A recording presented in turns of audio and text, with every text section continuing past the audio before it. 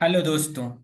आज हम आपको इस वीडियो में बताने जा रहे हैं वाई जावा प्लेटफॉर्म इंडिपेंडेंट।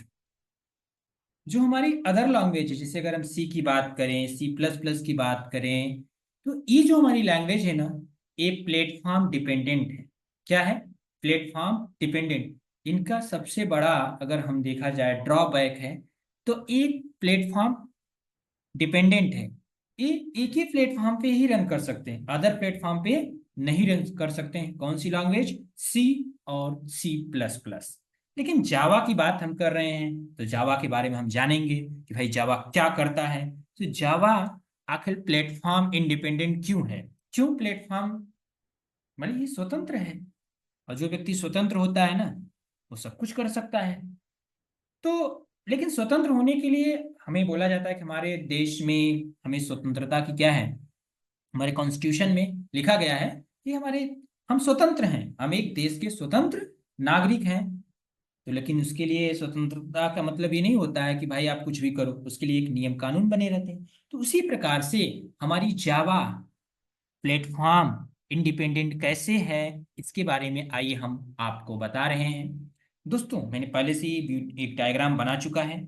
मैंने इस मिडिल वाले डायग्राम में, जो हमारा ये मिडिल वाला डायग्राम है, इसमें हमने, ये हमारा एक लैपटॉप है, पीसी है, कंप्यूटर है, मशीन है, जो भी आपको बोलना है बोल लीजिए। इसमें हमने जावा का कोड लिखा। इसमें हमने क्या लिखा? इसमें हमने जावा का कोड लिखा। इसमें हमने जावा का कोड लिखा, हेलो नाम का कोड लिखा, या जो भी लिखा, इसमें हमने जावा का कोड लिखा। और ये किस प्लेटफॉर्म पे है? ये विंडो पे है। कल मैंने आपसे बात किया था कि हमारा प्लेटफॉर्म क्या होता है। Platform is a combination of hardware and software. Hardware मतलब माइक्रो प्रोसेसर की बात कर रहा हूं मैं, और सॉफ्टवेयर का मतलब ऑपरेटिंग सिस्टम। दोनों का कॉम्बिनेशन बन के क्या बनता है? हमारा प्लेटफॉर्म बनता है। तो हमने कोड किस में लिखा? हमने विंडो में लिखा। क्या अब इस कोड को हमने लिखा यहाँ पे, क्या हम इसको यहाँ पे एग्जीक्यूट कर सकते हैं? मैक में? क्या हम लिनक्स में कर सकते हैं? क्या हम एप्पल में कर सकते हैं? क्या हम सेम प्लेटफॉर्म पे कर सकते हैं? इसके बारे में हम जानना चाहते हैं। दोस्तों, जावा को हम लिखे किसी भी प्लेटफॉर्म पे, लेकिन जावा के साथ साथ एक मशीन है, और उसका नाम है जेवीएम। जब जेवीएम हर एक मशीन में रहेगा, तो जावा का कोड आप एक प्लेटफॉर्म पे लिखो और रन वो सभी प्लेटफॉर्म पे करेगा, बशर्ते कंडीशन यह है कि उस मशीन में जेवीएम होना चाहिए। अब बात करते हैं भाई जेवीएम क्या है। आखिर ऐसी क्या बात है कि जेवीएम अगर नहीं होगा तो क्या होगा, और जेवीएम होगा तो क्या होगा? देखिए भाई साहब, अगर जेवीएम है तभी कोड रन करेगा, अदरवाइज कोड रन नहीं करेगा। अगर जेवीएम नहीं है, तो जब जेवीएम नहीं है तो हमारा कोड रन नहीं करेगा। क्योंकि जेवीएम क्या करता है? एक इन्वायरमेंट क्रिएट करता है। जावा को अलग अलग प्लेटफॉर्म पे रन करने के लिए एक इन्वायरमेंट क्रिएट करता है। बिना जेवीएम के जावा का कोड अगर हम दूसरे स्थान पे रन करना चाहें तो नहीं रन कर सकते। एक बेस्ट एग्जांपल से बात करते हैं। हमारे देश के प्रधानमंत्री कौन है? नरेंद्र मोदी जी हैं। अगर नरेंद्र मोदी जी अभी इस समय प्रधानमंत्री हैं, अगर उनको अदर स्टेट में जाना हो दिल्ली से, अगर उनको उत्तर प्रदेश में आना हो, बिहार में जाना हो, छत्तीसगढ़ में जाना हो, राजस्थान में जाना हो, तो उनको स्पेशल एसपीजी उनको प्रोटेक्शन देगी। बिना वहां की जांच किए हुए, बिना एसपीजी से, एसपीजी यानी स्पेशल प्रोटेक्शन में वो जा सकते हैं। बिना एसपीजी कमांडो के वो जा सकते हैं? नहीं जा सकते हैं ना। तो उसी प्रकार से हमारी जावा हर प्रकार से अगर रन करती सभी प्लेटफॉर्म पे, तो उसके लिए एसपीजी का काम कौन करता है? हमारा जेवीएम। जेवीएम क्या होता है? Java virtual machine. Java virtual machine हम आपको इसे फर्दर वीडियो में बहुत डिटेल से डिस्कशन करेंगे, लेकिन आपको सिर्फ हम इतना बताना चाहते हैं कि जो हमारा टॉपिक है, वाई जावा प्लेटफॉर्म इंडिपेंडेंट, भाई जावा स्वतंत्र क्यों है? मतलब जावा प्लेटफॉर्म पे डिपेंड क्यों नहीं करता, जावा इंडिपेंडेंट क्यों है? तो जावा को इंडिपेंडेंट बनाने वाला कौन है? जेवीएम है।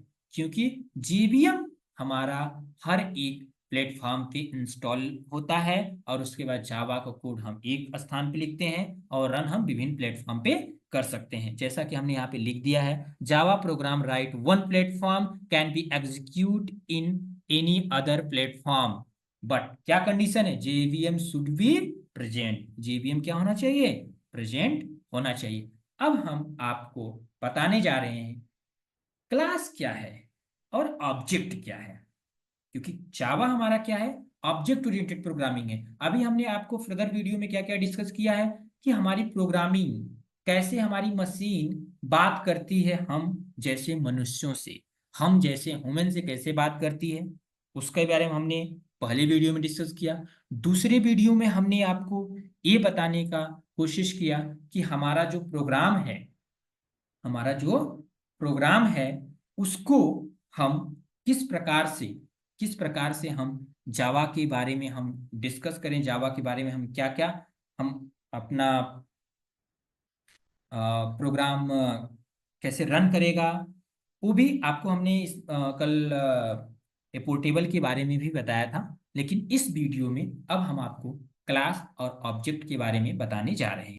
तो मेरे दोस्तों, जैसा कि मैंने पॉइंट लिखा, क्लास क्या है, class is a logical entity and it does not have any physical existence। इसका मतलब है कि ये हमारा जो ये ब्लूप्रिंट है, ये हमारा क्या है, ये हमारा ब्लूप्रिंट है।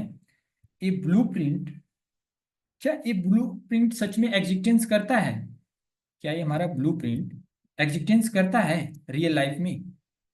भाई कॉपी पेपर जिसपे हमारा ये नक्शा बना हुआ है मकान का, क्या उससे हम घर बना लेंगे? नहीं ना। तो उसके थ्रू हम घर बनाएंगे, बिना नक्शा के हम घर नहीं बना सकते हैं, लेकिन नक्शा होना जरूरी है, इट इज कंपल्सरी। अब बिना नक्शा का हम मकान नहीं बना सकते हैं, बिना नक्शा का हम मकान नहीं बना सकते हैं। इसका मतलब यही हुआ, इसका मतलब ये हुआ कि class is a logical entity and it does not have any physical existence. दूसरा पॉइंट क्या है, क्लास इज अ ब्लूप्रिंट और master copy using which multiple similar object can be created.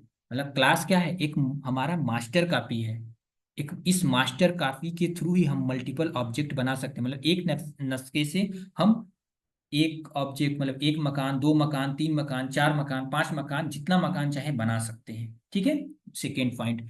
और थर्ड पॉइंट क्या है, without a class it is not possible to create an object. मतलब बिना नक्शा के आप घर बना सकते हैं नहीं ना। तो इसका थर्ड पॉइंट का मतलब यही है कि without a class it not possible to create a object. Okay, any number of object can be created for the class. Any number माने कोई, कितने भी ऑब्जेक्ट हम किसी एक क्लास का क्रिएट कर सकते हैं, यानी कि नंबर ऑफ ऑब्जेक्ट क्रिएट कर सकते हैं। जैसे एक कार है, उसका अगर हम ब्लूप्रिंट मिला है तो उस ब्लूप्रिंट से हम उसी टाइप के विभिन्न प्रकार के कार बना सकते हैं। If one object get destroy और modify it will neither affect the class nor other object. अगर इसमें हम कुछ ऑब्जेक्ट में, अगर इस ऑब्जेक्ट में हम कुछ मॉडिफाई कर दें या इसको डिस्ट्रॉय कर दें, तो अगर और भी ऑब्जेक्ट क्रिएट किए गए हैं तो वो उन पे कोई इफेक्ट नहीं पड़ेगा, क्लास पे भी कोई इफेक्ट नहीं पड़ेगा। अगर मान लीजिए हमने 10 कार बनाया, उसमें से एक कार को हम डिस्ट्रॉय कर दें, बर्बाद कर दें, तो क्या हमें 9 कार पे कोई इफेक्ट पड़ेगा? नहीं ना। क्या कार बनाने वाला जो ब्लूप्रिंट है उस पर इफेक्ट पड़ेगा? नहीं ना। तो यही यही ये पॉइंट कहना चाहता है, class is a non primitive data type. Class क्या है, एक हमारा डेटा टाइप है। अभी हम फर्दर वीडियो में आपको डेटा टाइप और वेरिएबल के बारे में डिस्कस करेंगे, लेकिन हमारा मोटिव है आपको पहले क्लास समझाएं, उसके बाद ऑब्जेक्ट समझाएं। और चलिए हम आपको अब ऑब्जेक्ट समझाते हैं। हम आपको ऑब्जेक्ट समझाने जा रहे हैं। तो हमने क्या बोला था कि इस संसार में जो कुछ भी हम अपनी आंखों से देख रहे हैं, जिसको महसूस कर सकते हैं, जिसके पास मास होता है, उस स्पेस को ऑक्युपाई करता है, वो हमारा ऑब्जेक्ट कहलाता है। सीधा एक सरल शब्दों में जो अपनी आंखों से इस संसार में हम देख रहे हैं वो हमारा ऑब्जेक्ट है। ठीक है, तो यहाँ पे हम पेन की बात करें तो पेन हमारा क्या है, ऑब्जेक्ट है। पेन हमारा क्या है, एक ऑब्जेक्ट है। ऑब्जेक्ट को जैसा कि हमने बताया कि क्या होता है, वो फिजिकली एग्जिस्टेंस होता है। Object is a physical entity. anything which is physical present or can be felt or touch is called object। मैंने क्या बोला, जो कुछ भी फिजिकली प्रेजेंट है, जिसे हम छू सकते हैं, टच कर सकते हैं, वो हमारा ऑब्जेक्ट कहलाता है।